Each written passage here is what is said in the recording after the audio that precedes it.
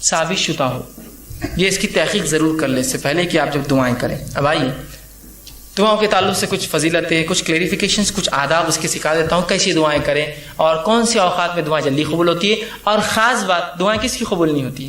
پہلے اس عنوان کا نام یہی ہم نے رکھا تھا، دعائیں کیوں قبول نہیں ہوتی. پھر پہلے میں نے کہا بہت چھوٹا عنوان ہو جائے گا، ذرا وسعت لاتے ہیں، دعا مومن کا ہتھیار. تو انشاءاللہ یہ عنوان آئے گا. بہت سے لوگ دعا قبول نہیں ہوتی، کہاں سے ہوں گی؟ دعائیں کے شرائط میں تو اترو، پہلے کنڈیشن تو لاگو کرو.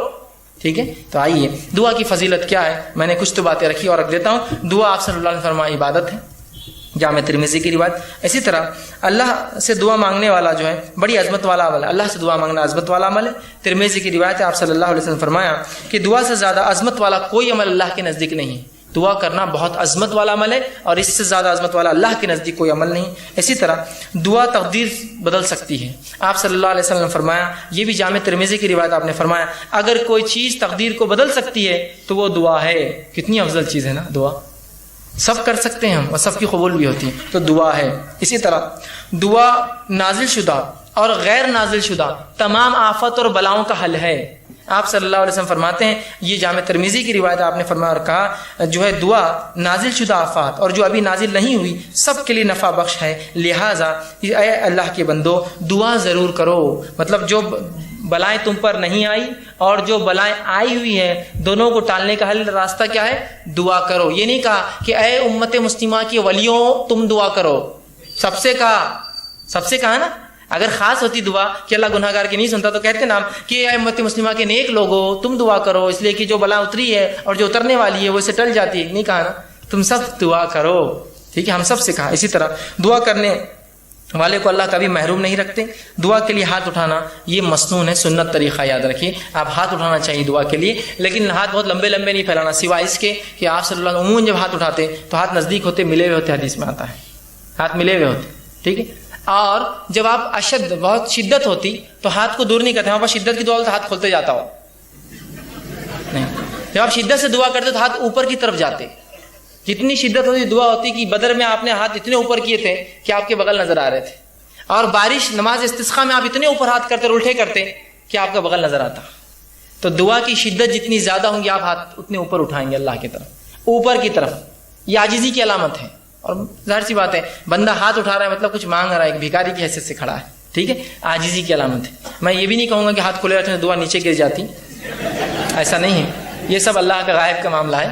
لیکن ہاتھ ملانا چاہیے اور ہاتھوں کو آپ اس کی شدت کے اعتبار سے کیجیے، اور قبلے رخ ہونا بھی یہ سنت ہے، یاد رکھ. ٹھیک ہے، تو آپ صلی اللہ علیہ وسلم فرمایا دعا کے لیے ہاتھ اٹھانا مسنون ہے. اور دعا جب کرتا ہے بندہ محروم. ابن ماجہ کی روایت آپ نے فرمایا اور کہا تمہارا رب بڑا حیا کرنے والا ہے اور بڑا سخی ہے، بہت دینے والا ہے. اس کو ایک تو شرم بہت آتی اور بہت سخی ہے، بہت دینے والا ہے. تو لہٰذا جب بندہ اس کے حضور میں ہاتھ اٹھاتا ہے تو اللہ کو شرم آتی ہے، میں کیسے نہیں دوں گا اس کو. ایک مطلب بہت حیا آتی ہے اس کو کہ کوئی اس کے در پر آئے مانگے اور وہ خالی ہاتھ چھوڑے. تو اللہ کے رسول نے جب بندہ ہاتھ اٹھاتا ہے تو اللہ بڑا حیا دار ہے، بڑا سخی دینے والا ہے. تو اس کو شرم آتی ہے، حیا آتی ہے کہ اس بندے نے جس نے ہاتھ اٹھایا اس کو خالی کیسے جانے دے. تو کچھ نہ کچھ ضرور ڈالتا ہے آپ کی جھولی میں، یاد رکھیے. یا تو چیز کے بدلے چیز، دعا کے بدلے، اس کے بدلے آخرت میں ثواب، یا اس کے بدلے ایک مصیبت ٹالتا ہے، اس لیے کہ اس کو حیا آتی ہے آپ کو لوٹانے کے اندر. ٹھیک ہے، تو ہاتھ اٹھانا ہمارا سنت ہے اور اللہ دعا. اسی طرح جو ہے دعا کے تعلق سے بات آتی ہے، اس کے کچھ آداب ہیں، ان آداب کا بھی لحاظ رکھیں. ان آداب کا ہم لحاظ نہیں رکھیں گے تو ہو سکتا ہے دعا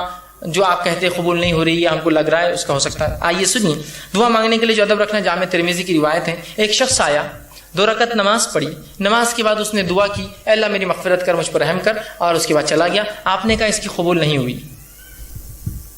صحابہ نے کہا اس کی قبول نہیں کیوں؟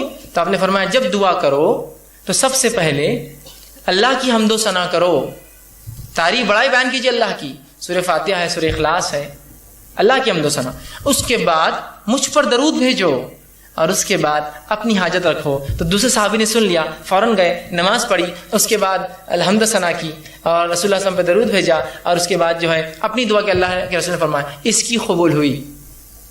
یہ ادب ہے دعا کا، یاد رکھیے. ان کو ضروری نہیں کہ آپ جلدی میں ہو، مصیبت میں ہو تو آپ سیدھے پکارے اللہ کو، لیکن جب آپ اطمینان سے دعا کر رہے ہیں تو ضرور اس ادب کا لحاظ رکھیے کہ پہلے اللہ کی حمد ثنا، نبی اکرم صلی اللہ علیہ وسلم پر درود، اپنی حاجت اس کے بعد رکھیے، اور اس کے اندر بالخصوص اپنی مغفرت کے ساتھ شروع کیجیے. اللہ میری مغفرت، اس کے بعد میرے فلاں عمل فلاں عمل فلاں عمل. ٹھیک. اسی طرح دعا جامع ہو، کم الفاظ والی ہو، اور 2 ٹوک ہو، ڈائریکٹ ٹو پوائنٹ ہو. जामे समझते आप, कम अल्फाज वाली। आप सल्लल्लाहु अलैहि वसल्लम लंबे लंबे अल्फाज पसंद नहीं की दुआ में, खूब लंबे लंबे अशार पढ़ रहे, ये पढ़ नहीं, जामे हो। जैसा कि एक शख्स जो है वो दुआ कर रहे थे और कहते अल्लाह मुझे जन्नत दे, जन्नत के सीधे हाथ पे इतने दरख्त दे, जन्नत के उल्टे हाथ पे उतने दरख्त दे, जन्नत की खेत। तो उनके वालिद ने कहा आप सल्लल्लाहु अलैहि वसल्लम ने हमें मना किया था ऐसी दुआओं के ताल्लुक से, ऐसी तफसीली जामे दुआ करो जन्नत दे। अब जन्नत में सब कुछ मिल जाएगा ना, ये खामखा क्यों कर रहे हो तुम, इतने झाड़ इधर उतने झाड़ उधर, ये अल्लाह खुद दे देंगे सब। और जहन्नुम से पनाह मांगना है तो सिर्फ ये दुआ करो अल्लाह जहन्नुम से पनाह दे। इतनी तफसीलात क्यों कि जहन्नुम की ये पनाह दे और वहां से पनाह दे, सिर्फ आप कर लीजिए खाली, समझ रहे हैं बात को। तो जामे हो, लंबे लंबे अल्फाज, तफसीली ना हो, जामे हो। अल्लाह जन्नत दे, जन्नत की नेमतें खुद मिल जाएंगी ना साथ में, उसको क्या आपको जरूरत बोलने की इतने झाड़, इतनी हुरें, इतने फला, इतने घर, इतने पैसे, जरूरत ही नहीं है ना। जन्नत मिल गई, सब कुछ आ गया, जहन्नुम से बच गए, सब कुछ हो गया। इतना क्योंकि अल्लाह जहन्नुम के वो हिस्से से नजात दे और वो हिस्से से नजात दे और वो हिस्से से, खाली आप बोल दीजिए बस, बात समझ रहे आप, ठीक है। तो जामे हो और दो टोक। ये दुआ कोई ना करे अल्लाह तू बेहतर समझे तो दे, ये दुआ दुरुस्त नहीं। क्यों? अल्लाह पे कोई अथॉरिटी है कि जो बेहतर समझेगा और नहीं समझेगा? उसके पास तो पूरी मिल्कियत है, वो तो दे ही सकता है। आप मांगिए क्या मांगना है आपको, बोलिए अपने डर अल्लाह ये चीज मुझे खैर है तो दे दे, खत्म। तू चाहे तो खैर दे दे, ये कोई ऑप्शन नहीं। अल्लाह के ऊपर क्या कोई बॉस है उसका जो उसको वो करेगा कि तू चाहे तो मतलब वो किसी से पूछे? डायरेक्ट अपने दो टोक अल्फाज में कीजिए, अल्लाह ये चीज खैर हो तो दे दे, बस खत्म। दो टोक हो, मजबूत अल्फाज हो, जामे अल्फाज हो, कम अल्फाज हो और अप टू द पॉइंट हो दुआ अपनी। और ये नहीं कि अल्लाह को ऑप्शंस के साथ तू खैर तू बेहतर समझे तो दे, बल्कि आपने कहा सीधे अप टू द पॉइंट, आप कहे अल्लाह अगर खैर हो तो ये चीज मुझे दे दे, शर हो तो इससे महफूज रख, खत्म हो गया। दो टोक अल्फाज में कहे, ये ना कहे, सही बुखारी की रिवायत ये ना कहे कि जो अल्लाह तू चाहे तो, बल्कि अल्लाह के ऊपर कोई बड़ा नहीं, उसका हाकिम नहीं है कोई, वो खुद सुनता है, लिहाजा दो टोक अल्फाज में दुआ करो। इसी तरह दुआ मांगते हुए दुआ की कबूलियत का आपको यकीन रखना होगा दिल में। जब आप शख्स से दुआ करेंगे ना, होती नहीं होती चलो कर लेंगे, लेकिन आप दुआ नहीं होती कबूल आपकी, अब नहीं होती, क्योंकि आप ऐसी बारगाह में जा रहे हैं जो इतना गनी है, जो किसी को लौटाता नहीं है, और वहां जाते वक्त फकीर ये सोचे कि मिलेगा नहीं मिलेगा, चलो मांग लेते हैं, फिर नहीं मिलता। मांगने वाले को बिल्कुल डट कर जाना चाहिए कि इस दरबार से कोई वापस नहीं जाता। यहां तो भर दे झोली किस किस से चालू है, तो रब किसको कैसे वो करेंगे, वो तो देने ही वाला है। तो आप यकीन करें कि दुआ कबूल होने वाली मेरी, वो 3 शक्लों में, वो याद रखें हमेशा। और फिर दो टोक अल्फाज में कीजिए, यकीन के साथ कीजिए अल्लाह कबूल करेंगे। और दुआ पूरी तवज्जो और यकसुई से कीजिए, दुआ में खुशू हो, जैसा नमाज, रोज़ा, ज़कात, हज, ज़िक्र अस्कार, तिलावत कुरान में खुशू, तो उसी तरह खुशू हो। ये नहीं कि आप बहुत से लोग दुआ करते हैं हाथ चालू है बस, कुछ तो भी चल रहा है बस, मतलब कोई उनको दुआ में खुशू नहीं, बस और यहाँ आमीन चल रहा है मामला। खुशू के साथ, आजीज़ी इनकी सारी के साथ, यकसुई के साथ। ये जामे तिरमिज़ी की रिवायत आपने फरमाया अल्लाह ताला से कबूलियत के मुकम्मिल यकीन के साथ दुआ करो। और याद रखो अल्लाह ताला गाफिल और बेध्यान दिल की दुआ नहीं सुनता और कबूल नहीं करता। गाफिल बेध्यान दिल बस कर रहे अल्लाह बस मेरे वालिदैन को फलां कर दे, नहीं गाफिल है, आप इधर देख रहे उधर देख रहे, ये काम कैसा चल रहा, वो कैसा हो रहा, मस्जिद में क्या क्या हो रहा, घर में क्या क्या हो रहा है ना, तो फिर दुआ कबूल नहीं होती, याद रखिए। इसी तरह दुआ के अदब में ये अदब भी है, दुआ मांगने से क़ब्ल अपने गुनाहों का इतराफ़ कीजिए अल्लाह के सामने। ये हाकिम की रिवायत है, आप सल्लल्लाहु अलैहि वसल्लम फरमाया जब भी तुम अल्लाह से दुआ मांगो तो अपने गुनाहों का पहले इकरार करो, अल्लाह मैं गुनाहगार हूँ, मैं खताकार हूँ, मुझसे गुनाह और खता हुए, लेकिन तू मेरा रब है, इस गुनाह और खताओं के बाद भी मुझे यकीन है तो मेरी दुआ सुनेगा।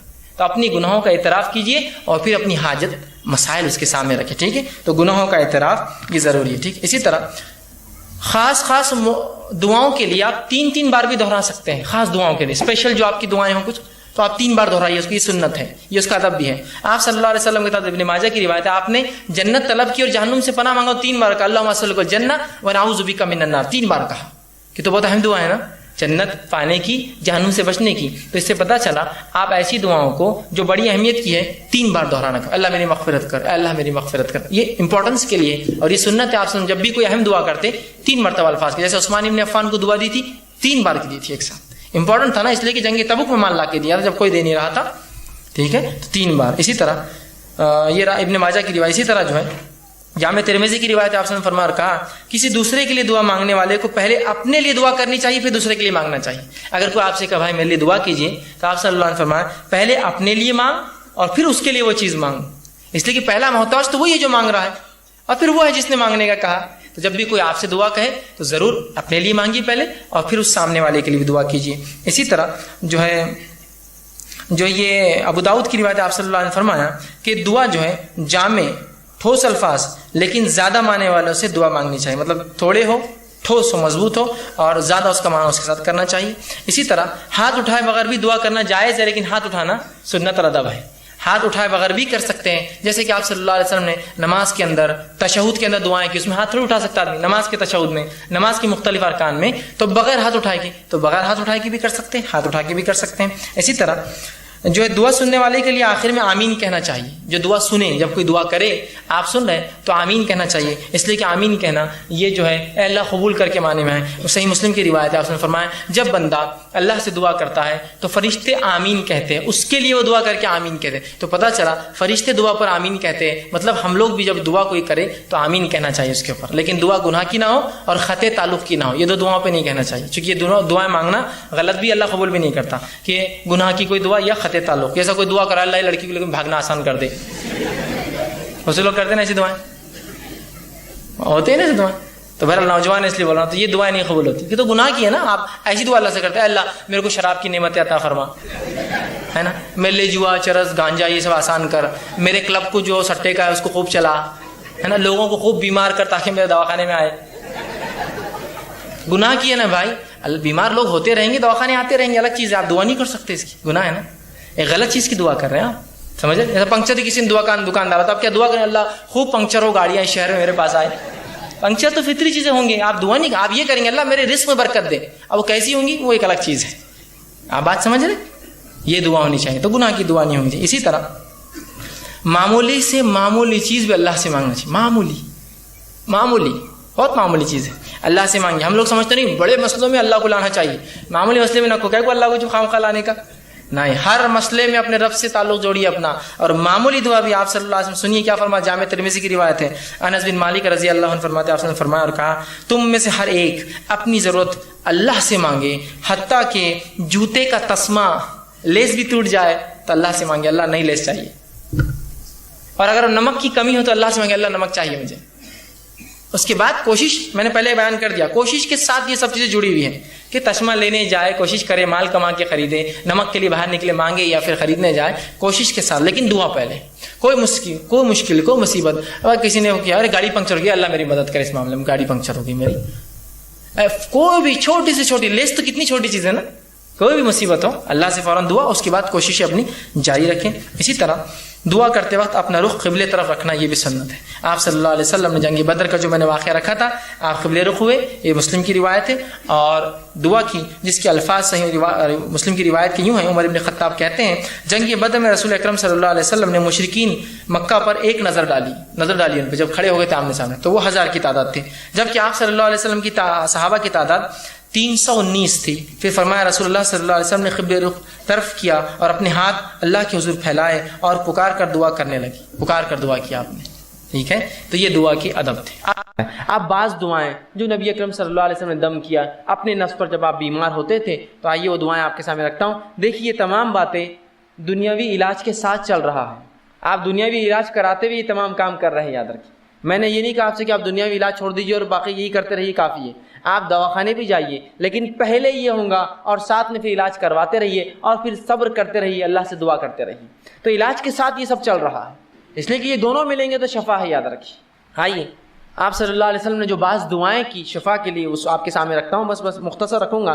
صحیح بخاری کی روایت ہے، آپ صلی اللہ علیہ وسلم جب کسی مریض کے پاس جاتے تو اس کے جسم پر ہاتھ رکھتے اور یہ دعا پڑھتے اس کی شفا کے لیے، دعا یوں اللہم رب الناس اذهب الباس اشفی انت شافی، کہ اے اللہ انسانوں کو پالنے والے، انسانوں کے رب، اس سے تکلیف دور فرما، اس سے تکلیف دور فرما، اشفی انت شافی، اس کو شفا دے، تو شفا دینے والا ہے، لا شفا الا شفاؤ، تیرے علاوہ کوئی اور شفا دینے والا نہیں ہے، شفاء لا یغادر سقما، ایسی شفا دے کہ جو بیماری کو بالکل نہ چھوڑے۔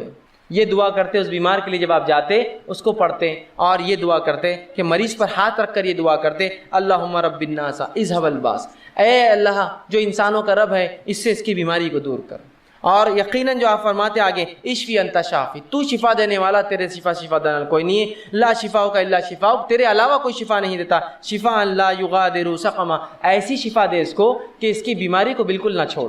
تو ہم بھی جب مریض کے پاس جائے، کوئی گھر میں مریض ہو جائے، یہ دعا اس کے جسم پر ہاتھ رکھ کے پڑھیے، دیکھے شفا ملیں گی، ساتھ میں علاج بھی بہرحال کراتے رہے۔ اسی طرح صحیح مسلم کی روایت ہے ایک شخص نے آپ صلی اللہ علیہ وسلم کے سامنے درد کی شکایت کی، کہا اللہ کے رسول مجھے تکلیف ہو رہی ہے، کسی کا اعضاء میں درد کی شکایت کی۔ نبی اکرم صلی اللہ علیہ وسلم جب یہ سنا، اس کی درد کی شکایت سنی، تو آپ نے فرمایا کہ تو اپنے اس اعضاء پر جہاں تکلیف ہے اپنا سیدھا ہاتھ رکھ اور 3 بار بسم اللہ پڑھ۔ پیٹ دکھ رہا ہے، پیر دکھ رہا ہے، اچانک سر میں درد شروع ہوا، پتہ نہیں لوگ کیا کیا کرواتے ہیں، سنت سے یہ ہے کہ ہاتھ رکھو اور 3 مرتبہ آپ نے فرمایا بسم اللہ پڑھ، اور اس کے بعد آپ نے فرمایا اور کہا کہ 7 مرتبہ پھر یہ پڑھ، 3 بار ہاتھ رکھ کے کہے بسم اللہ بسم اللہ بسم اللہ کے نام سے، اور اس کے بعد 7 مرتبہ یہ پڑھ، اور آپ نے فرمایا اعوذ بعزت اللہ و قدرتہ، کہ میں اللہ کی بڑائی اور اس کی قدرت کی پناہ لیتا ہوں، من شر ما اجد و حاضر، اس چیز سے جو میں محسوس کر رہا ہوں یا جس کا مجھے اندیشہ ہو رہا ہے۔ تو 3 بار پہلے بسم اللہ کہے اور 7 مرتبہ یہ دعا پڑھے، تو رسول اللہ فرماتے ہیں اللہ رب العزت اس کو جو ہے شفا دیتا ہے۔ اسی طرح صحیح مسلم کی روایت ہے، آپ صلی اللہ علیہ وسلم فرماتے ہیں کہ آپ صلی اللہ علیہ وسلم ایک مرتبہ بیمار ہو گئے، جبرائیل علیہ السلام آئے اور نبی اکرم صلی اللہ علیہ وسلم پہ رقیہ کیا، دم کیا ایک دعا پڑھ کر۔ جبرائیل علیہ السلام نے کیا دعا پڑھی تھی؟ حدیث میں لفظ آتے ہیں، آپ صلی اللہ علیہ وسلم نے صحابہ کو سنا کہا بسم اللہ ارقیک، کہ میں اللہ کے حکم سے تجھ پہ جو ہے دم کرتا ہوں۔ جبرائیل علیہ السلام آئے اور رسول اللہ پر یہ دعا پڑھ کر دم کی، بسم اللہ ارقیک، کہ اللہ کے نام سے میں تجھے دم کرتا ہوں، من کل دائن یوزیک، ہر اس بیماری سے جو تجھے نقصان دہ ہے، من شر کل نفس، اور ہر نفس کے شر سے اللہ تجھے محفوظ رکھے، وعین حاسد، اور ہر نظر لگانے والے کی نظر بس سے تیری حفاظت کرے، اللہ یشفیک، اللہ تیری جو ہے تجھے شفا دے، بسم اللہ ارقیک، میں اللہ کے حکم سے تجھ کو جو ہے دم کرتا ہوں۔ یہ دعا جبرائیل علیہ السلام نے نبی اکرم صلی اللہ علیہ وسلم پر دم کی۔ اسی طرح معوذتین آپ پڑھ سکتے ہیں، اسی طرح سورہ جو ہے فاتحہ پڑھ کر ہم دم کر سکتے ہیں۔ یہ تمام کے بڑے فضائل آتے ہیں، یاد رکھیں۔ ہم نے یہ تمام چیزیں بہرحال آج چھوڑ دی ہیں، اور ایسی تمام وہ دعائیں جو قرآن سے اور سنت نبوی سے ثابت ہے آپ پڑھ سکتے ہیں۔ میں نے تو 2-4 نمونے کے طور پہ رکھی، یہ اگر پڑھ کر ہم کریں گے تو آپ دیکھیے جہاں دوا سے بھی علاج کا کچھ حصہ ہو رہا ہے، وہیں یہ دعائیں بہت حد تک نفسیاتی طور سے ہمیں جو مرض سے دور کر دیں گی، یا کم از کم بیماری ختم نہ بھی ہو تو ہم ایک مضبوط ایک مومن بنے رہیں گے۔ ہم آہو بکا نہیں کریں گے، تقدیر کو کوسیں گے نہیں، اللہ کو برا بھلا نہیں کہیں گے، اللہ سے بدگمانی نہیں کریں گے، ہم ہی بیمار ہونا تھا کہ اللہ ہمارا ہی گھر ملا تھا کیا، معیش ملا تھا کیا۔ کم از کم یہ تسلی رہیں گی انسان کو، نفسیاتی وہ مضبوط اور قوی رہیں گا، چاہے جسمانی اعتبار سے کتنا لاغر اور بیمار ہو چکا ہو۔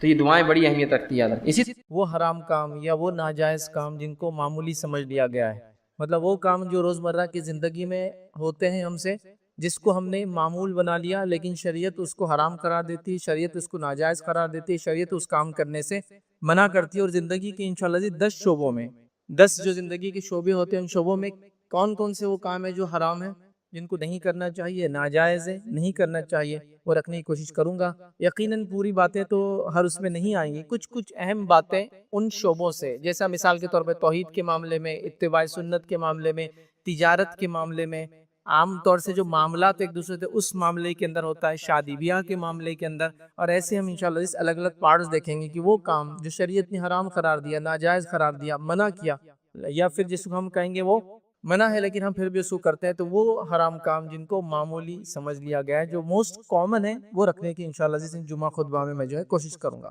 اب آئیے، سب سے پہلی چیز تو آج ہمارے سوسائٹی اور سماج میں ہم دیکھتے ہیں کہ لوگوں کو لا علمی کی وجہ سے ابھی تقریباً ہر چیز کا تعلق جہالت سے ہے، یاد رکھیے، لا علمی سے ہے۔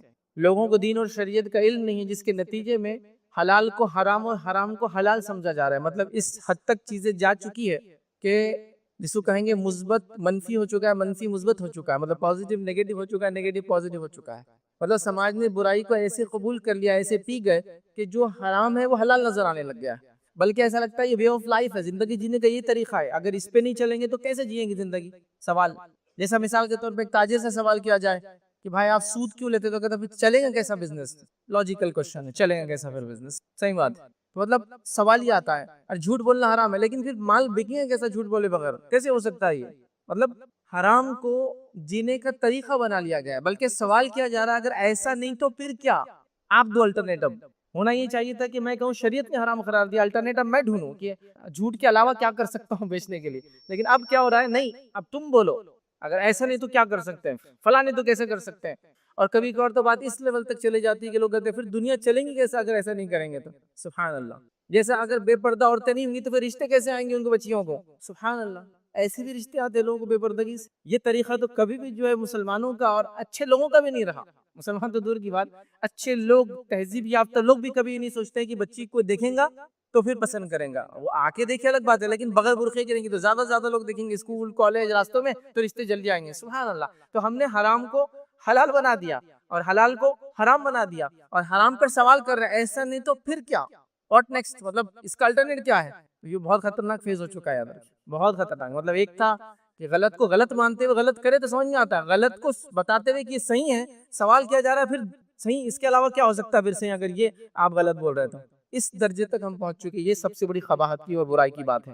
اسی طرح یاد رکھیے آج سماج میں حرام کو زندگی جینے کا طریقہ سمجھا جا رہا ہے، ناجائز چیزوں کو زندگی جینے کا طریقہ سمجھا جا رہا ہے. کچھ مثالیں بہرحال میں نے اپنے اس میں دے دی یاد رکھیں. اسی طرح لوگ حرام کیوں کرتے ہیں؟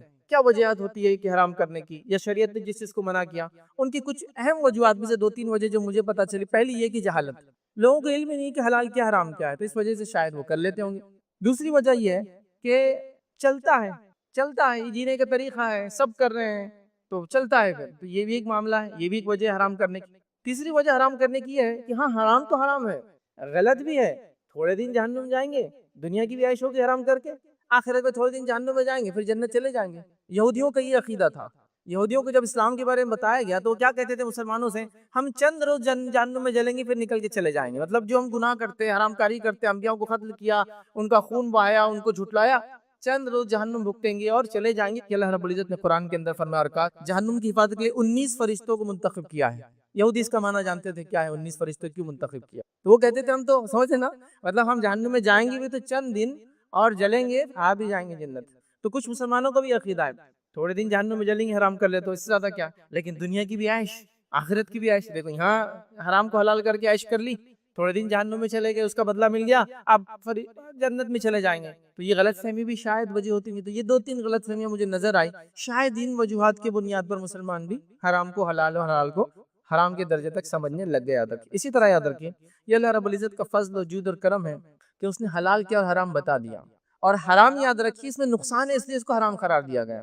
مطلب حرام کو ایسی چیز بھی نہیں کہ آپ کو فائدہ دے رہی ہے اور اس کو منع کیا گیا. حرام آپ کو نقصان دیتا ہے، لیکن آپ یہ سوچ سکتے ہیں ٹیمپرری تو فائدہ ہوتا ہے اس سے. جیسے کہ نشہ کر لوں تو ٹیمپرری بڑا مزہ آتا ہے عارضی طور سے، سمجھ رہے آپ؟ لیکن اس کا پرابلم کیا معلوم آپ کو؟ آپ تھوڑا پیئیں گے مزہ آئے گا، پھر مزہ چلے جائیں گا، پھر زیادہ پیئیں گے پھر مزہ آئے گا، پھر مزہ چلے جائے گا، پھر زیادہ پیئیں گے پھر مزہ آئے گا، پھر مزہ چلے جائیں گا. تو حرام کی لذت ایک حد کے بعد ختم ہو جاتی ہے، پھر مری جائیں گے. اس سے زیادہ پیئیں گے تو پوائزن ہو جائیں گا نشہ. تو اس کی ایک حد رہتی ہے. لیکن حلال کی لذت ہی الگ ہے، وہ لمٹ لیس ہوتی ہے، اس کی کوئی لمٹ نہیں ہوتی. یہ بات بھی آپ سمجھیں. تو حرام چیزیں آلریڈی نقصان دہ ہیں، اس لیے شریعت نے کہا کہ اس کو مت کرو. تو دیکھیے ڈبل فائدہ، ایک ہمارے لیے نقصان دہ بھی ہے، دوسرا اللہ کا حکم مان رہے بول کے ڈبل فائدہ اٹھا رہے. اللہ کی اطاعت کرنے کا بھی فائدہ، نقصان دہ چیزوں سے بچنے کا بھی فائدہ. جوا حرام ہے، کیوں حرام ہے؟ انسان سب کچھ لٹا دیتا ہے، جان مال عزت آبرو جائیداد زمین ملک سلطنت بیوی بچے سب کچھ سب چلا جاتا ہے. تو اس لیے حرام قرار دیا. اب تھوڑی لذت تو آتی ہے، لیکن جوا میں پیسے ہارنے اور جیتنے میں انسان کو لذت نہیں آتی ہے، اس کو کھیلنے میں لذت آتی ہے. ایکچولی اس کی پوری اسٹڈی ہے بہرحال، جوئے کے اوپر پورا میرا ایک لیکچر ہے، اس کو کبھی دیکھیا بہرحال. تو آپ دیکھیں اس کو کہ اللہ تعالیٰ نے جو حرام قرار دیا وہ ایکچولی ہمارے بینیفٹ کے لیے، ہمارے فائدے کے لیے بھی ہے. اس کو بھی ہم کو سمجھنا ضروری. یاد رکھیے اللہ رب العزت نے قرآن کے اندر فرمایا اور کہا سورہ بقرہ سورہ نمبر 2 آیت نمبر 187 میں اس کا ایک حصہ اللہ فرماتا اور کہتا ہے وَتِلْكَ حُدُودُ اللَّهِ فَلَا تَقْرَبُوهَا، کہ اللہ کی حدیں اس کے قریب مت جانا. اور حرام چیزیں یاد رکھیے یہ بڑی ڈینجرس چیز ہے. اب اس کی تفصیلات میں نہیں جائیں گے کہ حرام کیا ہے، بس ایک مثال اللہ کے رسول نے دی کہ ایک انسان اپنی بکریوں کو چراتا ہے اور اس بکریوں کو جہاں وہ چراتا ہے تو وہاں بادشاہ کی چراگاہ بھی ہے جہاں بادشاہ کے جانور چرتے ہیں. تو ایک چرواہے کو معلوم اس کا جانور اگر بادشاہ کی چراگاہ میں جائیں گا تو کیا حال ہوگا، سمجھ رہے آپ؟ تو ویسی حرام چیزیں یہ اللہ کی حدیں ہیں، اس کے اندر نہیں گھسنا چاہیے کبھی بھی، ورنہ پھر اللہ رب العزت بدلہ لیتا ہے. جیسا بادشاہ کے چراگاہ، یہ اللہ کے رسول کی مثال دے رہا ہوں میں، اپنی نہیں دے رہا ہوں. آپ نے کہا ایسا بادشاہ کی چراگاہ ہوتی ہے اور ایک چرواہا جو عام جانور چراتا ہے اس کو معلوم ہے اس میں نہیں گھسنا، اس میں گھسے تو سزا ملتی. پھر تو حرام چیزیں اللہ کی جو ہے وہ حدود ہے، اس میں نہیں گھسنا چاہیے چونکہ اللہ نے اس کو منع کیا ہے، میں نے اور آپ نے نہیں، اپنی سمجھ سے نہیں، اللہ نے کہا ہے. اب اس میں داخل ہوں گے تو پھر اللہ کی حدود میں داخل ہو رہے ہیں، پھر اللہ رب العزت بدلا لیں گا اس کا. تو ڈینجرس بات ہے، بہت بچنا بھی چاہیے برا. تو لہٰذا یہ اللہ کا فضل ہے، جود ہے، کرم ہے، احسان جس کو بولتے ہیں عام زبان میں، کہ اس نے یہ تمام چیزیں ہم کو بتا دی. یاد رکھے تاکہ ہم اس سے بچیں. ٹھیک ہے. اسی طرح اللہ رب العزت نے جو ہے جن چیزوں کو حلال اور حرام قرار دیا تو کچھ باتیں قرآن میں، کچھ باتیں نبی کریم صلی اللہ علیہ وسلم نے بیان کی.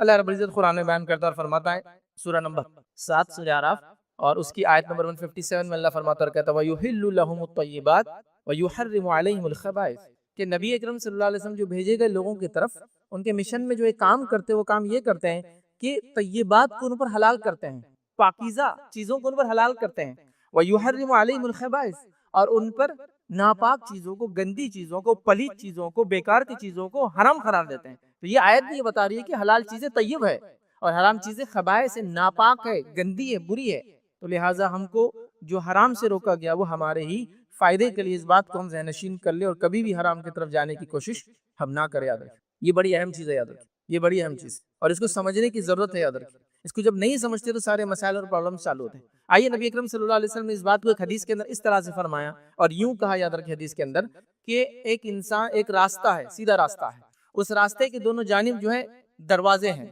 مطلب ایک شہرہ ہے، بڑا راستہ ہے، اس جانب دونوں جانب دروازے ہیں، ان دروازوں کے اوپر پردے لگے ہوئے ہیں، ان دروازوں کے اوپر پردے لگے ہوئے ہیں، ٹھیک۔ اور جب انسان جو ہے ایک آدمی جو سامنے دروازہ ہے اس راستے کے اور اس دروازے ایک سائڈ ایک انسان کھڑا ہے اور وہ کہتا ہے لوگوں میری طرف آؤ۔ ایک آدمی جب پردے کو ہٹانے کی کوشش کرتا ہے تو کہتا ہے انسان اس پردے کو مت ہٹانا، اگر تو نے اس کو ہٹایا تو اس میں سے تو گزر جائیں گا۔ پھر نبی اکرم صلی اللہ علیہ وسلم نے اس کا پورا معنی سمجھا، جو شہرہ ہے وہ صراط مستقیم ہے، جو سیدھا راستہ ہے جس پہ گیٹ دروازہ ہے وہ صراط مستقیم ہے، یاد رکھیں، ٹھیک ہے۔ وہ جو اوپر سے شخص آواز دے رہا ہے لوگوں میری طرف آؤ، وہ قرآن ہے جو لوگوں کو ہدایت کی طرف صراط مستقیم کی طرف بلاتا ہے۔ جو راستے کے دونوں طرف دروازے لیفٹ اینڈ رائٹ سائڈ، یہ اللہ کی حرام کردہ چیزیں ہیں، مطلب راستے کے اندر دروازے جس میں جا سکتا ہے آدمی لیکن حرام کردہ چیزیں، اس پر اللہ نے پردے بھی ڈال دیے ہیں کہ مت دیکھو اس کے طرف، مت جاؤ، مطلب بتا دیے گئے۔ جب انسان سیدھے چلتے چلتے اس راستے سے اس پردے کو ہٹانا چاہتا ہے تو جو شخص آواز دیتا ہے انسان اس کو کھولنا مت اس پردے کو ورنہ تو اس میں سے گزر جائیں گا۔ ایک مومن کا دل ہے وہ جو گواہی دیتا ہے کہ یہ حرام ہے مت کرو، یہ حرام مت کرو، لیکن آدمی اس کو دباتا ہے اور پھر مار دیتا ہے اس کو، پھر شروع کر دیتا ہے حرام کرنا۔ دیکھیں حرام جب شروع کرتا ہے تو بہت ملامت ہوتی ہے تھوڑے دن، لیکن بعد میں ختم ہو جاتی ہے، تو بہرحال اس کا دل اس کو ملامت کرتا ہے غلط ہے مت کرو، غلط ہے، لیکن آدمی دلاسائے دیتا، ریفرنسز ڈھونڈتا، دلائل نکال ہی لیتا اپنی بات کو ثابت کرنے کے لیے۔ بہرحال تو یہ ایک مثال دی گئی، قرآن کیسے بلاتا ہے ہدایت کی طرف اور حرام چیزیں کیسی ہے جو صراط مستقیم پہ ہے اور وہ رکھی گئی ہے، اس پہ پردے ہیں، اس میں جانا نہیں چاہیے۔ بہرحال اسی طرح یاد رکھیے حرام حلال کے تعلق سے اللہ رب العزت کے فضل اس نے ہم کو بتا دیا تاکہ اپنی نفسوں کو ہم بچا لے، یاد رکھیے۔ اسی طرح یاد رکھیے ہمیں چاہیے کہ حرام چیزوں کو چھوڑ کر، یاد رکھیے، اور وہ بہت کم ہے، یہ بات بھی بڑی خاص ہے، حرام چیزیں بہت زیادہ نہیں ہے کہ آپ بولیں گے وہ لمٹ لیس حرام ہے، چند چیزیں حلال ہے، نہیں، تقریباً چیزیں حلال ہے، چند چیزیں حرام ہے، یہ بڑی خصوصیت یاد رکھیں۔ دیکھیے تجارت میں سب کچھ حلال ہے، صرف سود حرام ہے، کھانے پینے میں سب کچھ حلال ہے سوائے مردار، غیر اللہ کا نام جس پہ لیا گیا، مردار، سور کا گوشت اور خون، یہ حرام ہے، باقی سب حلال۔ دیکھیں کتنا آسان ہے۔ وضو ہمیشہ رہتا ہے، انسان اگر کر لے تو چند چیزوں سے ٹوٹتا ہے، وہ بتا دی گئی، تو کیا حرام ہے بتا دیا گیا، مطلب ایسا نہیں کہ ہر چیز حرام حرام حرام حرام حرام ایک آدھ حلال نہیں، حلال حلال حلال حلال اس سے ایک آدھ چیز حرام ہے، بہت قلیل چیزیں ہیں، تھوڑی چیزیں حرام ہیں، دیکھیں صرف سود حرام ہے تجارت، باقی سب حلال ہے۔ اب کیا سب چیزیں آپ کو اجازت دی جا رہی، صرف کہا سود پہ مت کرو، کتنی بڑی بات ہے۔ کھانے میں 4 چیزیں منع کی گئی، باقی سب کھا سکتے ہو تم، ہاں پسند نہیں ہے تو مت کھاؤ، ایک الگ بات ہے۔ اب کوئی سوال کریں گے جام کھانا حلال ہے حرام ہے، اس کی کوئی دلیل کی ضرورت نہیں، چاروں میں سے ہے کیا، غیر اللہ کے نام پہ لیا گئی چیزوں میں سے ہے کیا، سور کا گوشت ہے کیا، وہ ہاں ٹھیک ہے، تو یہ 4 چیزیں بس منع کی گئی، بس اس میں نہیں ہے تو پھر حلال ہے نا، تو یہ بڑی اہم چیز ہے۔ تو حرام بہت کم چیز ہے، حلال تقریباً ہر چیز حلال ہے اس کے علاوہ، تو اس بات کو بھی سمجھیں، تو یہ اللہ کا بڑا فضل ہے، یاد رکھیں۔ اب ہم کو اس کو سمجھنے کی ضرورت، اب اللہ نے حلال اور حرام کیوں رکھا؟ کوئی سوال کر سکتا ہے، نوجوان ہے، لاجیکل کوشچن پوچھتے ہیں نوجوان، پوچھنا چاہیے، اچھی بات ہے، کوئی بری چیز نہیں ہے۔ تو حرام کیوں کیا، اس سے کچھ حکمتیں بتائی جاتی ہے۔ تو پہلی حکمت یہ کہ اللہ اس سے آزمانا چاہتا ہے، آپ کو ٹیسٹ لینا چاہتا ہے، ٹھیک ہے، کہ رکتے ہو یا نہیں رکتے ہو، سنتے ہو یا نہیں سنتے ہو۔ دوسرا امتحان ہے جنتی اور جہنمیوں کے بیچ میں جو اللہ لینا چاہتا ہے کہ کون بندے جو سن کے آتے ہیں اور کون بندے جو نہیں سن کر آتے ہیں، تو یہ امتحان ہے جنتی اور جہنمیوں میں کیا۔ تیسری وجہ جو بتائی گئی وہ یہ مومن اور منافق کا فرق، مومن تو اللہ اور اس کے رسول کی بات چاہے سمجھ میں ہو نہ سمجھ میں عمل کر لیتا ہے، منافق کا ایسا رہتا ہے کہ اس نے تو راستہ نکالنا ہی ہے سوال کر کے، چونکہ اس کو کرنا نہیں ہے، تو مومن اور منافق کا فرق۔ اسی طرح جو چوتھی وجہ جو بتائی جاتی ہے وہ یہ ہے حلال میں فائدے ہیں، حرام میں نقصان ہے، تو اللہ لوگوں کو بچانا چاہتا ہے نقصان سے اور دینا چاہتا ہے فائدے۔ حرام میں نقصان ہے، حلال میں فائدے ہیں، تو اللہ فائدے دینا چاہتا ہے، مومنوں کو نقصان سے بچانا چاہتا ہے۔ شراب پینے والی قومیں برباد ہو گئی ہیں، جوا کھیلنے والے ملک کے ملک برباد ہو چکے ہیں، زنا کرنے والے ملک برباد ہو چکے ہیں، بچے پیدا نہیں ہوتے ان کے پاس، اب ان کو آبادیوں کے لیے وہ ہمارے ایسے ملکوں کو کہہ رہے بھائی بھیجو لوگوں کو، ہر سال ہم کو 2-5 لاکھ لوگوں کی ضرورت ہے، سنتے ہیں نا آپ، اسپین ہے، اٹلی ہے، کینیڈا ہے، ہر سال ان کو 2 سے 3 لاکھ لوگوں کی ضرورت، چونکہ مرد مرتے جا رہے ہیں، نئے لوگ بچے پیدا کرتے نہیں، چونکہ یہ حرام کی دین ہے. زنا کی وجہ سے کسی کو پتہ نہیں کون کس کی اولاد لہٰذا کو پیدا کرنا نہیں چاہتا ہے, بچے پیدا ہی نہیں ہوتے. اور نکاح کی برکات دیکھیے, آپ کو معلوم ہے آپ کی اولاد کو نہیں, وراثت صحیح جگہ جانے والی ہے, سارے مسائل صحیح ہیں. یہ فائدے بھی ہیں نا, ملک برباد ہو رہے دیکھو نا, جوئے کی وجہ سے, زنا کی وجہ سے, سود کی وجہ سے, دیکھو تو صحیح اس کو. اور جو لوگ یہ نہیں کرتے پھل رہے اور پھول رہے, ٹھیک ہے, ان کی ترقی زیادہ نظر نہیں آتی ہے, لیکن پھگے کے جیسا کوئی ترقی ہو جس کو پن مارتے پڑ جائے تو کیا ترقی ہو, ہے نا. تو سمجھو اس بات کو.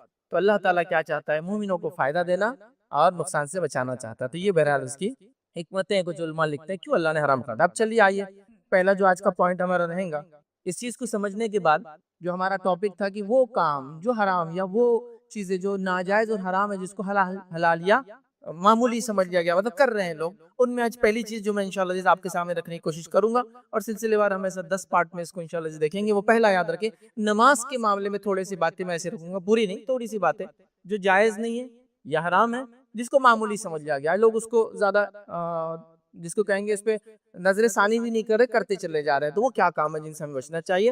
بہت گہرائی میں نہیں جاؤں گا, اور تمام چیزیں نہیں, بس مختصر, چونکہ اتنا وقت نہیں ہوتا جمعہ میں کی ساری چیزیں تفصیل نہیں جا سکے. تو آئیے آج وہ چند حرام کام یا ناجائز کام یا وہ کام جن سے منع کیا گیا نماز کی حالت میں, وہ انشاءاللہ رکھنے کی کوشش کروں گا. تو پہلا کام یاد رکھیے وہ یہ ہے, اور جو تمہید میں نے حرام کے تعلق سے رکھی, یہ ہر خطبے کے لیے تمہید کامن ہے, یاد رکھیے. اب صرف اس کے بعد کے خطبوں میں پوائنٹس آتے جائیں گے, یاد رکھیے. چلیے آئیے, پہلا وہ کام نماز میں جو جائز نہیں ہے, یہ جو حرام ہے, یہ جو منع ہے, جو ہم کرتے ہیں جس سے بچنا چاہے, وہ یاد رکھیں. نماز میں عدم اطمینان رکھنا, مطلب نماز کو اطمینان سے نہیں پڑھنا, بے چینی کے ساتھ کنٹینیوس حرکات اور سکنات, کنٹینیو سمجھنا, بال سیدھے کیے جا رہے ہیں, ٹوپی جمائی جا رہی ہے, رومال سیدھا کیا جا رہا ہے, سوپ کو کھینچا جا رہا ہے, بلیزر سیدھا کیا جا رہا ہے, چشمے کو سیٹ, دیکھیے کنٹینیوس کچھ لوگ نماز میں عدم اطمینان میں رہتے ہیں. مطلب کنٹینیوس نماز میں جو خشوع اور خضوع وہ چھوڑ کر عدم اطمینان نہیں ہوتا, اطمینان کے خلاف کام کرتے ہیں, یا کبھی جلد بازی کرتے ہیں. مطلب اطمینان سے نماز نہ پڑھتے, اسپیڈلی نماز پڑھی جا رہی ہے, اتنی زیادہ اسپیڈ سے کہ جس کی کوئی انتہا نہیں, یاد رکھے, جس کی کوئی انتہا نہیں. اتنی کہ مطلب نمازوں کے جو پوسچرز ہوتے ہیں, نمازوں میں جو چیزیں آپ کرتے ہیں, اس کے اندر ضروری ہے کہ آپ کی ہڈیاں سکون میں آ جائے, اتنی دیر کھڑے ہونا چاہیے. جیسے کہ آپ اگر قیام میں کھڑے تو اتنی دیر کھڑے ہو کہ ریڑھ کی ہڈی سکون میں آ جائے, اور اس کو سکون میں آنے کو ٹائم لگتا ہے. جب اٹھتے ہیں تو سیدھے ہوتے من کے اس کے آرام سے سورہ فاتحہ پڑھیں گے, زمین سورہ ملائیں گے, پھر رکوع کرے, اتنی دیر رکوع کرے کہ ریڑھ کی ہڈی پھر سکون میں آ جائے, ورنہ بس جھکا اور اٹھا, سکون میں آ جائے.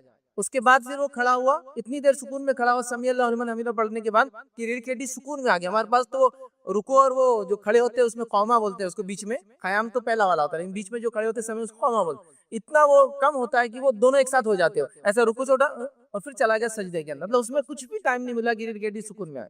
اب جو نماز امام بیچارہ ایسی پڑھا رہا ہے, تو نماز ظاہر سی بات ہے وہ 10 منٹ سے کم میں تو نہیں ہونے والی ہے. تو لوگ بول رہے امام صاحب بہت ہو جا رہا نا, پیچھے بوڑھے لوگ ہیں نا, کیسے کریں گے. بوڑھے لوگ 40 منٹ ایکسرسائز کر رہے ہیں, آج کل ڈاکٹر بولے اتنا تو کم از کم کرو, تو 10 منٹ نماز میں نہیں کھڑے ہو سکیں گے. عجیب و غریب لاجکس ہے اس کے پیچھے, ریزننگ ہے, نہیں ایسا نہیں ہوتا, چھوٹے بچے بھاگ جائیں گے نا, فلاں ہوں گے, یہ ہوں گے. تو اتنا شارٹ کر دیا گیا ہے کہ 4 رکعات equal to 6 minutes, 4 رکعت 6 منٹ میں ہو جانا چاہیے. اگر 6 منٹ سے زیادہ امام جا رہے ہیں تو ان کو نکالنے کی تیاری ہو جانا چاہیے, سیکنڈ امام لانا چاہیے جو اب 6 منٹ کے اندر پڑھا ہے, اور ہو رہا ہے 1.5 منٹ کے کیلکولیشن کے حساب سے چل رہا ہے معاملہ. پہلی 2 رکعتوں کو تھوڑا سا لمبا کر دو, بعد کی 2 تو 1 منٹ میں ہوتی ہے, کیونکہ اس میں صرف سورہ فاتحہ ہے. 6 منٹ میں نماز ہو کے سلام کر لو, 2 اس کے بعد 1 منٹ کی دعا ہے, اور مسجد سے باہر نکل کے پورا وضو کے ساتھ طہارت ملا بھی لے تو 12 منٹ میں انسان باہر ہے نماز سے. چلو الحمدللہ, یہ اچھے امام صاحب ہیں, نیک ہے, اور ان کو پتہ ہے مسائل کیا ہے لوگوں, کتنے بزنس وغیرہ, ہم لوگ کتنے پریشان ہیں نا, کمانے دمانا مصروفیتیں یہ وغیرہ, لیکن دینے والی ذات تو وہی ہے نا جس کے سامنے کھڑے ہیں. اگر وہاں اگر صحیح سے کھڑا ہو جائے تو وہ خود برکت دے دے گا ان تمام چیزوں میں جس کے لیے میں بھاگ رہا ہوں نکل کے. میں یہ بھی نہیں کہہ رہا ہوں کہ آپ گھر مسجد جائیے تو 1.5 گھنٹہ اندر چلے جائیے اور وہیں رہیے کہ نماز کے لیے, بٹ کچھ تو ہونا چاہیے. تو عدم اطمینان. نبی اکرم صلی اللہ علیہ وسلم نے ایک شخص کو دیکھا, وہ نماز پڑھ رہا تھا اور بہت اسپیڈلی نماز پڑھ رہا تھا. تو آپ نے کیا کہا معلوم, اس سے تیری نماز نہیں ہوئی.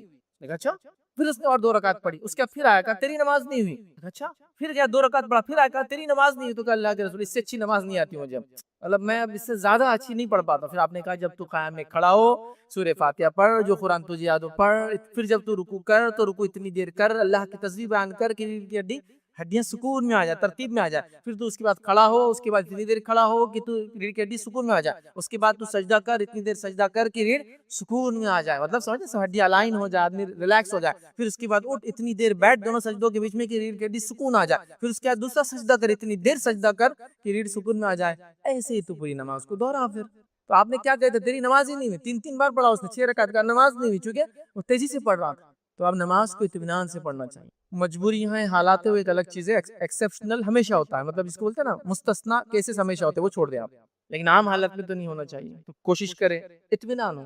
اطمینان کا ہرگز یہ معنی نہیں ہے کہ لوگوں کو پریشان کر دے آپ، وہ بھی نہیں مانا. لیکن اطمینان کا معنی یہ ہے کہ بس شریر سکون میں آ جائے ہمارے پاس. اس کو سکون میں بھی نہیں آتا. آپ سجدوں کے بیچ میں تو کھٹ کھٹ مطلب ایسا آپ اس کو کاؤنٹ کریں تو سیکنڈز کے اندر جا رہے سجدوں کے بیچ میں. تو ایسا کھڑا ہو سجدہ اللہ ہوگا، دوسرا سجدہ اللہ ہوگا. تو اتنا کم اطمینان ہونا چاہیے تھوڑا. حالانکہ سجدوں کے درمیان بھی نبی اکرم صلی اللہ علیہ وسلم تسبیحات کرتے تھے. کئی موقع ملا تو تمام چیزیں دیکھیں گے. وہ تسبیحات جو ہم نمازوں میں نہیں کرتے، بالکل بھی چھوڑ چکے ہیں، یاد رکھیں، جو اللہ کے رسول بہت سارے مقامات پہ کرتے تھے. بہرحال تو عدم اطمینان نہیں ہو، اطمینان کے ساتھ نماز پڑھے. یہ کام کرنا چاہیے، ورنہ ایسی نماز نہیں ہوتی، یاد رکھیں. اور یہ ہم چیزوں کو ہم نے اس کو جائز سمجھ لیا، ہر کوئی ایسی ہی نماز پڑھا. دوسری چیز یاد رکھیں، نماز میں کثرت سے حرکتیں کرنا. عدم اطمینان میں اسپیڈلی پڑھنا، تیز پڑھنا، کثرت سے حرکتیں کرنا، یاد رکھیں. یہ بھی منع ہے، یاد رکھیں. اللہ رب العزت قرآن فرماتا اور کہتا ہے، سورہ بقرہ سورہ نمبر 2 آیت نمبر 238، اس کا ایک حصہ اللہ فرماتا ہے وَقُومُوا لِلَّهِ قَانِتِينَ، اور اللہ کے سامنے ادب سے کھڑے رہا کرو. اور اللہ کے سامنے ادب سے کھڑے رہا کرو، یاد رکھیے. ٹھیک ہے، تو ہمیں چاہیے کہ اللہ کے ساتھ ادب سے کھڑے رہنا چاہیے. لیکن بہت زیادہ لوگ کثرت سے حرکتیں کرتے ہیں، جیسی کئی مثالیں: کپڑوں کو سیدھی کرنا، بالوں کو بار بار جمانا، چیزوں کو سیدھا کرنے کی کوشش کرنا، یا اگر کوئی چیز اوڑھی اور پہنی ہے تو اس کو سیٹ کرنا. ہر رکعت کے اندر جمایا جا رہا ہے، سیٹ کیا جا رہا ہے اس کو. اس کے علاوہ خام و خواہ کی جب کبھی عام دنوں میں کھجلی نہیں ہوتی، اس کی نمازوں میں آپ دیکھیں عدم اطمینان، وہ کثرت سے کوئی حرکت کرتا ہے جو نماز کا حصہ نہیں ہے، جو خام و خواہ ہو رہی. ہاں، داڑھی کا خلال ہے، اس میں انگلیاں ڈالتے رہتے ہیں کنٹینیوسلی، بلکہ کچھ لوگ تو پورا ڈال کے اس کو سیٹ بھی کر لیتے پوری نماز کے اندر. مونچھیں، داڑھی، بال، کپڑے. اور یہ غیر شعوری طور سے، مطلب وہ ہو سکتا کانشیسلی نہیں کرتے، اپنے اس کو بولیں گے ہوش میں نہیں، لیکن وہ ایک آدمی کیفیت میں کھڑا ہے تو اب اس کو عادت ہوگی کہ رکعت باندھے تو بس شروع ہو جائے. بس رکعت باندھتے ہی سب چیزیں شروع ہوتی ہیں. حالانکہ عام حالت میں کبھی وہ کسی کلائنٹ کے سامنے بزنس پہ ایسا یوں نہیں کریں، ہاں کیا ہونا اب تو نہیں کریں گے.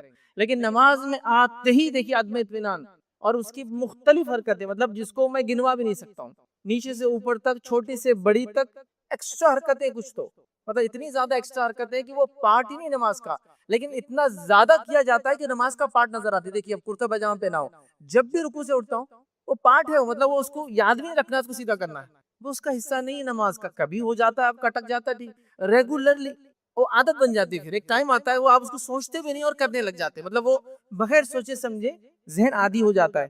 کرتے کو سیدھا کیا جا رہا ہے، ہم مطلب اتنا زیادہ اس کے اندر اٹھتے ہی ہاتھ ڈالا جا رہا ہے بالوں کے اندر. ٹھیک ہے، آپ بال جمائیں، بالوں کو باندھ لیں. نہیں تو صحابہ کے تعلق سے آتا ہے بالوں کو سر پہ نہیں باندھنا چاہیے، سر پہ باندھ کے نماز نہیں ہوتی بالوں کو.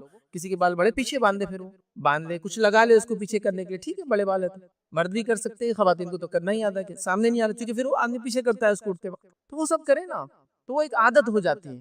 تو ان چیزوں کا آپ خیال رکھیے کہ ایسا نہیں ہونا چاہیے. میں سوچ کے کر رہا ہوں کہ یہ سب ایکسٹرا آرڈنری کثرت سے حرکت نہیں، چونکہ اللہ کے سامنے جب کھڑے ہوتے ہیں ہم تو اطمینان کے ساتھ کھڑے ہونا چاہیے، یاد رکھیے.